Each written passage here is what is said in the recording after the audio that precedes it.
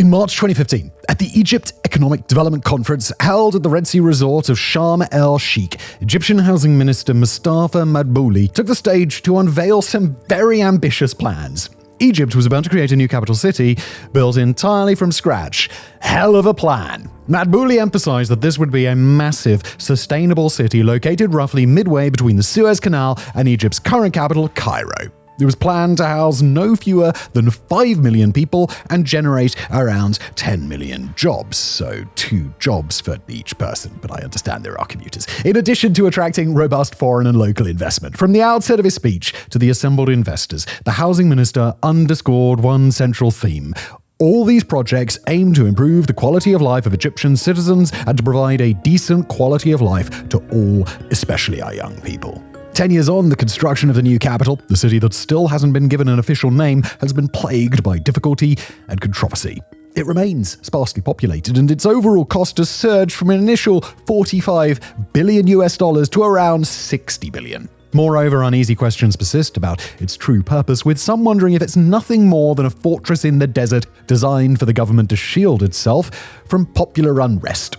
Regardless of the outcome of the specific project, Madbouli's speech underscored one undeniable fact about Cairo. Its problems are severe, numerous, and only worsening. Googling yourself could be a little bit scary. You kind of type it in, you're like, I wonder what's going to come up. Especially if you have a name that's not ultra common, or if you're like Joe Blogs or John Smith or whatever. Put like John Smith and then your town in and see what comes up. You might be surprised about what's floating around out there. You'd be like, oh wow, that is my address. That is my personal email address. That is my phone. How? What are you doing? Well, I'll tell you what's going on. It's data brokers and they're putting your info everywhere. And today's sponsor, Incogni, they help you take that back. Their new unlimited plan now includes custom removals. So if you find your data on some sketchy website and Incogni are not like, oh, we deal with that one automatically already, well, no worries. Just send them a link to it and their team will get to work for you, getting rid of that information. Even if it's not something they could do automated, they will do it for you, which is really a fantastic, hands-on service. That's really nice. You can submit as many links as you want, and their privacy experts will handle all of the rest. Now, look, it doesn't work on stuff like court records or social media sites, but that's, you're right. It's up to you what you post on social media, and court records, not getting rid of those. But most data broker sites, listing sites, other stuff, it could just be erased. So take your personal data back with Incogni. Use the promo code PLACES at incogni.com/places and you'll get 60% off an annual plan. Now back to today's episode.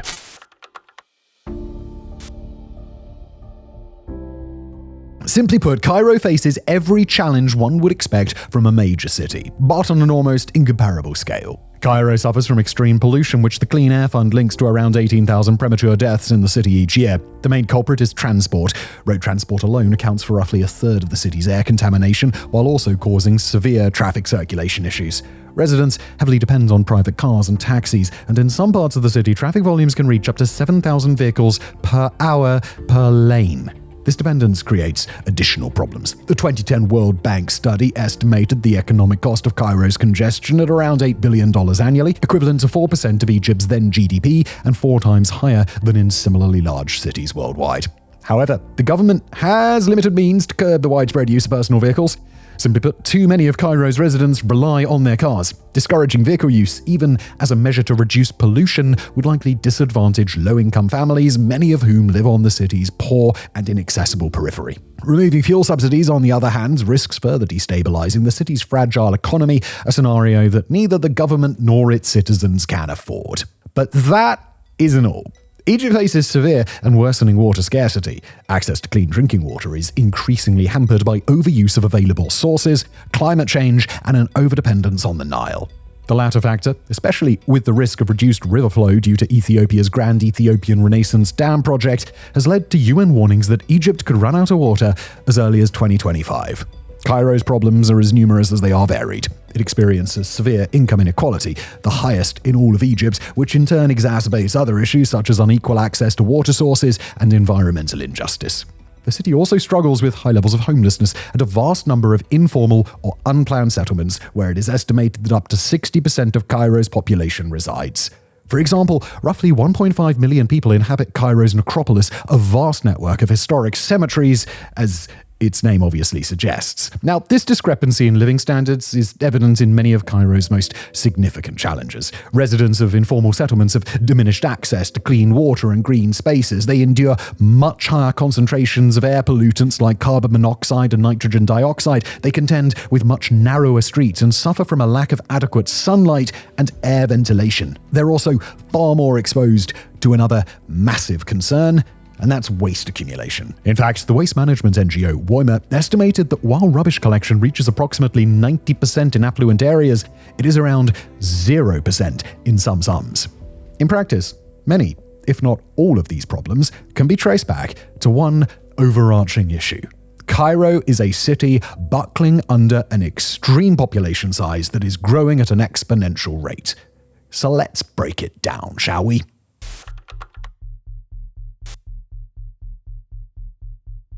So everyone knows that Cairo is the capital city of Egypt, a status it has held for a really long time. Founded in 969 AD by the Shia Muslim Fatimid Caliphate, Cairo became Egypt's capital just 4 years later.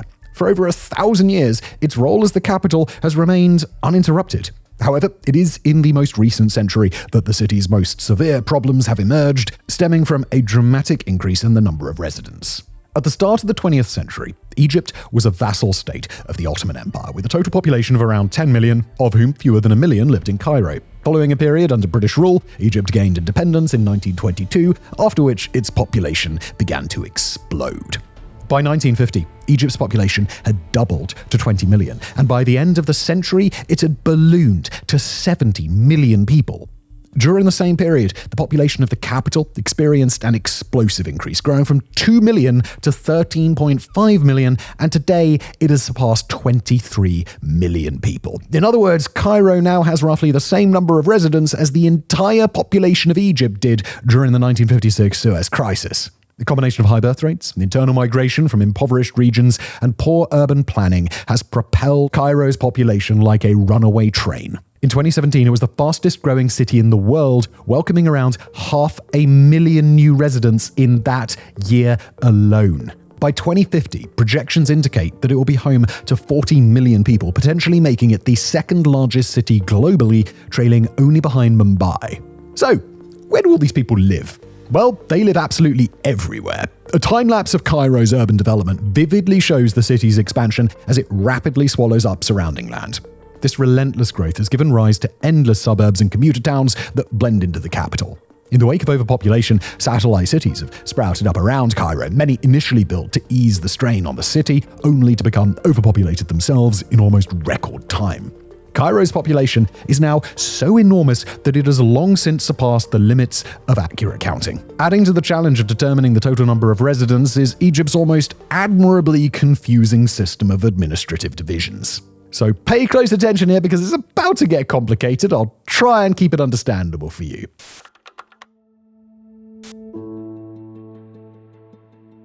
Now, Egypt is divided into 27 governorates, or muhafazats, each with its own capital and at least one city.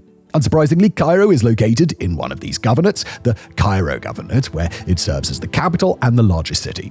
But that really only tells half of the story. Cairo Governorate is located in central Egypt on the east bank of the Nile. According to an official government estimate from January 2024, it has a population of about 10 million people and a rather unremarkable population density of 3,700 people per square kilometre. However, this figure relates broadly to Cairo Governorate as a whole, even though the overwhelming majority of those 10 million residents live in Cairo itself or in the surrounding satellite towns, not in the relatively sparse remainder of the province. As a result, the true population density of Cairo is likely to be far greater than the seemingly modest figure of 3,700. Located directly opposite Cairo, on the west bank of the Nile, is an entirely different governorate, Giza. This governorate is much larger in total areas than Cairo Governorate and boasts the gargantuan Giza city as its capital. Giza City is home to around 9.5 million people, making it a major urban center in its own right. In some ways, Egypt's governorate system doesn't entirely make sense. A fact perhaps illustrated by the peculiar shape of the Giza province. About 95% of Egypt's 105 million people live along the Nile's fringes, rather than in the arid open spaces of the country's east, southeast, and southwest. In short, much like Cairo, the population of the Giza Governorate is overwhelmingly concentrated in and around the city of Giza, while its southwestern area remains nearly uninhabited. Giza and Cairo sit only a river's width apart, with roughly a 5-minute drive separating the two historic centres. Therefore, even though they are officially situated in separate urban districts and even belong to different provinces, both are part of a mega metropolis known simply as Greater Cairo. Greater Cairo, with its population of more than 23 million people, is truly enormous. Giza's population density is almost stratospheric, an estimated, wait for it, 45,000 people per square kilometre. Now, in theory, this could make it the most densely populated city in the world. However, reliable figures are hindered by the administrative disarray across its districts and the unknown number of homeless residents. Thus, the staggering figure of 45,000 may well be a conservative estimate, if only an estimate. By contrast, the Giza Governorate, the province for which Giza is the capital, has a much lower population density of around 730 per square kilometre, highlighting just how lopsided the density of residents in and around Cairo truly is. Alright, so with that established, what is life actually like for those inhabiting Greater Cairo's overburdened neighbourhoods? Well, for many, it's miserable. Tragically, the most deplorable conditions are endured by Egypt's enormous population of street children.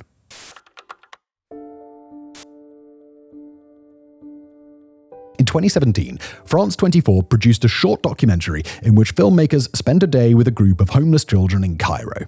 Throughout the video report, the journalists interviewed several of the youths, as well as their leader, an adult named Shaima, who also lives on the streets.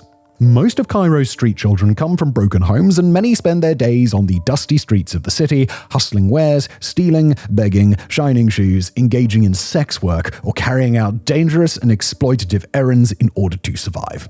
Sadly, this fate is shared by countless other young and vulnerable individuals across Egypt. In 2014, shortly before announcing the new administrative capital project, the Egyptian government estimated that around 16,000 homeless children were living on the streets of its cities.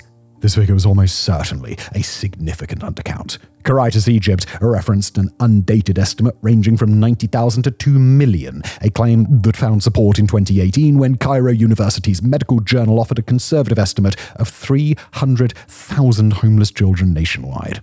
According to the journal, approximately 32%, or around 100,000 children, were surviving on the streets of Cairo alone, compared to 17% in Port Said, 6% in Alexandria. The university also noted that the very existence of these children might be considered an endless trial.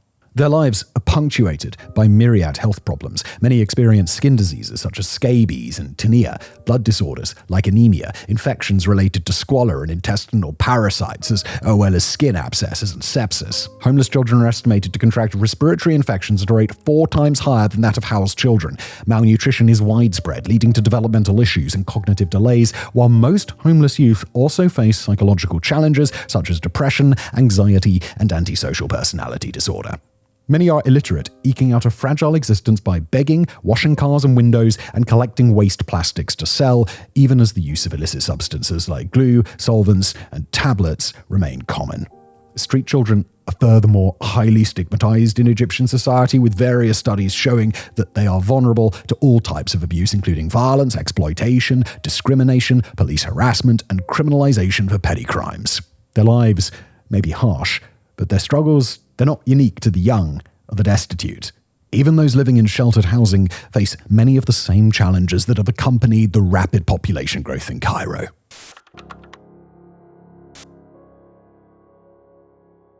Now, back in late 2010, Egypt's then Minister for Housing, Ahmed al-Maghrabi, delivered a sobering statement. Speaking before a gathering of students at the American University of Cairo, he warned that the capital city was destined for a dramatic explosion. Al-Maghrabi likely wasn't referring solely to the overwhelming number of residents. The massive over-reliance on cars was exacting a steep toll on the health of everyday residents. Many of these residents, much like the exposed street children, suffer from poverty-related malnutrition, as well as diseases such as hepatitis and typhoid fever. Additionally, healthcare expenses resulting from pollution and inadequate sanitation place a significant burden on the state, a trend evident throughout the wider MENA region. Here, roughly 2% of GDP is lost each year to pollution-related issues. But the extreme saturation also led to other problems. Cairo's busy, dirty, and overpopulated streets meant that the sheer volume of people and obstacles could bring effective circulation to a standstill. Nobody discovered this faster than al-Maghrabi himself. Just 2 months after his speech at the American University, the Arab Spring reached Egypt. By late January 2011, tens of thousands of citizens had taken to the streets to protest President Hosni Mubarak's government. Throngs of residents blocked traffic and shut down Tahrir Square's central thoroughfare, hampering security forces' attempts to break up the demonstrations. Within weeks, Mubarak's government had been toppled, and many of its central figures were thrown into prison. Al-Maghrabi, a businessman with no previous experience in the housing sector, had been appointed Minister for Housing in 2005 and became one of the casualties of Mubarak's collapse. He was arrested on corruption charges and handed a 5-year prison sentence and a fine, although he was eventually acquitted on appeal. One fact became clear from the protest, though. Mass demonstrations could achieve what Cairo's chronic traffic issues had managed on their own for years. They could effectively blockade the city by stalling economic activity, halting state intervention, and inhibiting civilian movement. To underscore this, a similar situation unfolded only 2 years later when hundreds of thousands of protesters once again converged on Tahrir Square, this time opposing the suspected Islamist agenda of the newly elected president, Mohamed Morsi. Sensing an opportunity, the Egyptian military intervened, launching a coup that replaced Morsi with Army General Abdel Fattah el-Sisi. The former president later died in custody in June 2019, while still on trial for inciting murder, espionage, organizing a prison break, among other charges. Morsi's overthrow was a seminal moment in Egypt's recent history. His close affiliation with the Muslim Brotherhood, the Egyptian-founded Islamist organization from which groups like Hamas eventually splintered, raised serious concerns about his worldview and possible sympathies toward violent jihadist groups. Even so, his removal was criticized by organizations such as Amnesty International, and there were allegations that the military had greatly exaggerated the number of public protests supporting him. As BBC correspondent Wyn Davies noted, "It doesn't feel any bigger than it did in 2011, when we had the revolution. About 500,000 people can fit into Tahrir Square. So it's impossible to say when there's a big protest in Tahrir Square that there are millions of people there." In short, the narrow streets and massive civilian population of Cairo's central districts, coupled with the close proximity of nearly all state ministries and administrative buildings, have resulted in the state rupturing twice in just 2 years. Consequently, Cairo's severe overcrowding poses a significant political risk to any governing administration. As long as it remains Egypt's capital, the potential for a mass upheaval capable of collapsing the state overnight remains a distinct possibility. It's suspected that, for this very reason, Egypt announced plans in 2015 to move the capital, along with most of the state's administrative functions, to the new administrative capital. However, the plan has encountered difficulties, with one primary challenge being yet another problem that continues to massively cripple Cairo: rank poverty.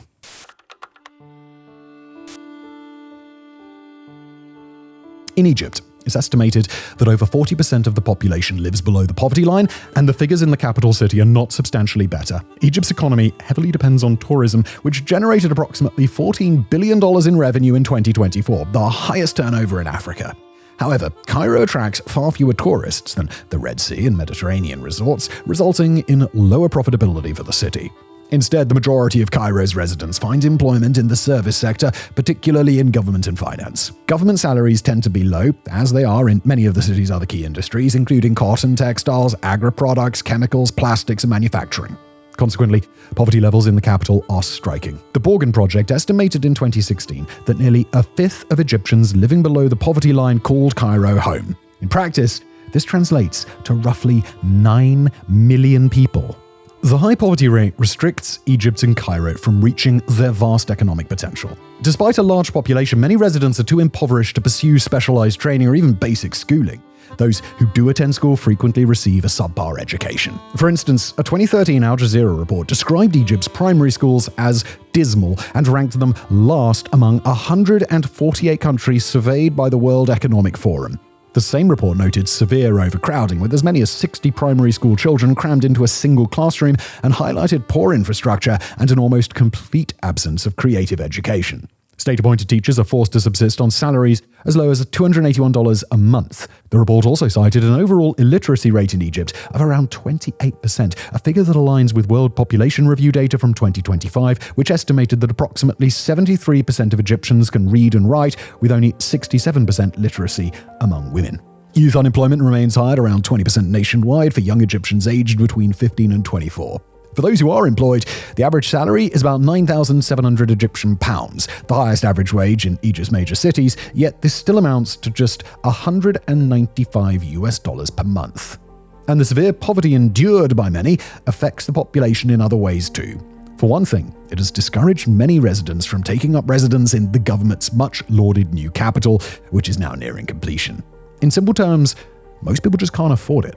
Like some of the other satellite cities in Cairo's environs, this project has managed to attract only the more privileged members of Egyptian society, those who could afford to buy property there or who hold comfortable state jobs that would relocate them. However, most of Cairo's residents fall into neither category. Many who are employed are not in a position to move themselves and their families to the new site, buried deep within the hinterland of Cairo Governorate. Even those who could potentially make the move and own a car are deterred by the hour-long commute each way, a route notorious for having some of the worst traffic in the world. Unfortunately, many of Cairo's problems are circular, feeding directly into one another. Medical insurance is rare due to both rampant poverty and weak state resources. As a result, many residents, especially the elderly, are vulnerable to illness and infection, often worsened by the city's poor air quality and pollution. Many residents can't even afford to see a doctor, and pensions are almost unheard of. The cumulative effects of these challenges often fall squarely on the shoulders of the young. As described in a special report by the Swiss news outlet NZZ, many Egyptians claim, quote, "Children are the best pension plan." Since elderly residents receive little to no support in the form of pensions or medical subsidies from the state, they are forced to rely on their working children. These children either provide financial care or eventually take over their parents' industries when the elders can no longer manage independently. However, in order to support their families, many of these young people are unable to pursue an education, instead working during the day. This situation in turn exacerbates the issues of underskilling, illiteracy, enduring poverty, and inadequate family planning. Ultimately, these factors contribute to overpopulation, increased homelessness, worsening pollution, and more health problems, which, if left unchecked, can lead to even greater anger, upheaval, and instability. It seems there's little available to stop the self-perpetuating problems Egypt faces, yet that hasn't prevented the state from proposing various solutions. Unfortunately, not all of these ideas are very effective.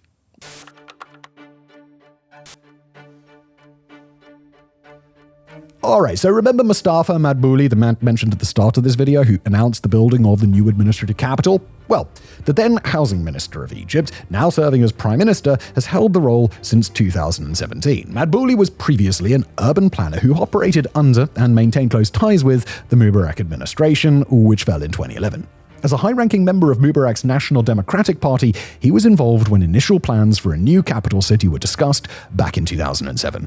Around that same period, Madbouli introduced Vision Cairo 2050, a plan for reinventing Egypt that largely echoed modernization and urban planning projects from the Persian Gulf countries. When Mubarak was toppled and the plan had yet to be implemented, Madbouli stepped away from government roles. Instead, he joined UN Habitat, the organization's Human Settlement and Urban Development Program, as executive director, where he served throughout the 2-year period of the Morsi presidency. In 2014, Abdel Fattah al-Sisi, Morsi's successor, brought Madbouli back into government as housing minister. And with that, plans for Cairo Vision 2050 were revitalized. Its objectives soon surfaced in a somewhat clumsy document uploaded to UN Habitat's website and several other platforms.